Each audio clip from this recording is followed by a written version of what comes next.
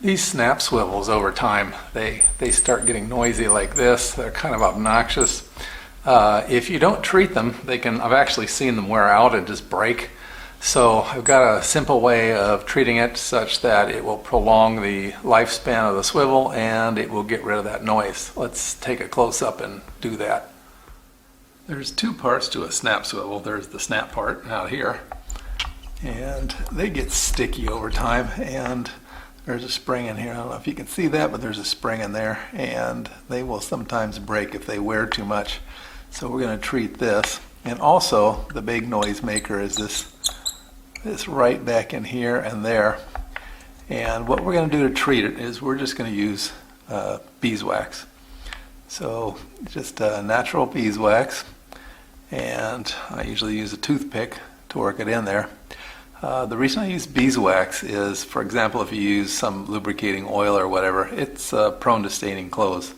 And if you use paraffin wax, also it's kind of an oily thing, and I've found it'll leave black residue on clothes and what have you. The beeswax, not so much. The nice thing about this is that I have found that it almost never will stain clothes.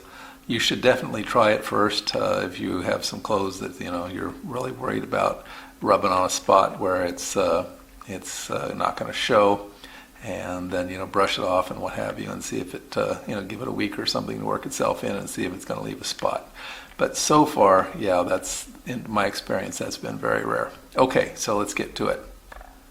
It's pretty simple. I just took some flakes of the beeswax off and I set them in here in these grooves, and then I'm going to use the toothpick to kind of push them down in there into these grooves.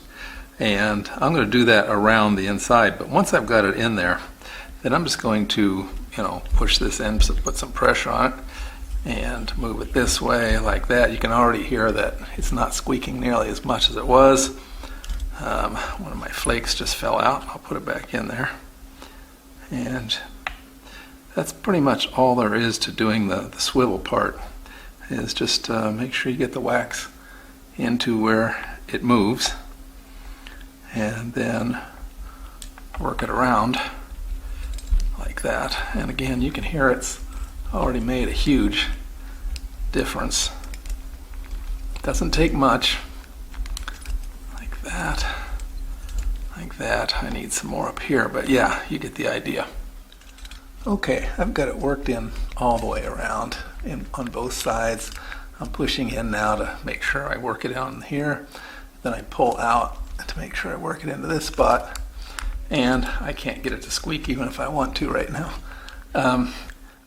If you have a little bit left over on the outside, it's pretty easy to get rid of. You can just give it a good hard wipe with a tissue, paper towel, or what have you, and it will take off any excess wax.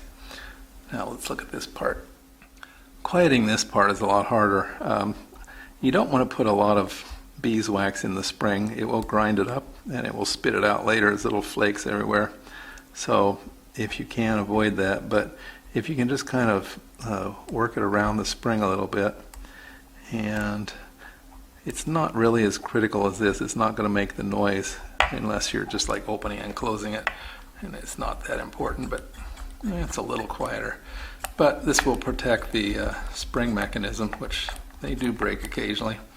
The other thing I do is I will wax this piece up here like that, and then work it down in there.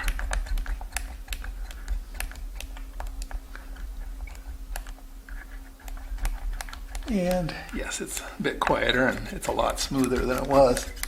And then once again, I'm going to wipe off any excess that's on here like that.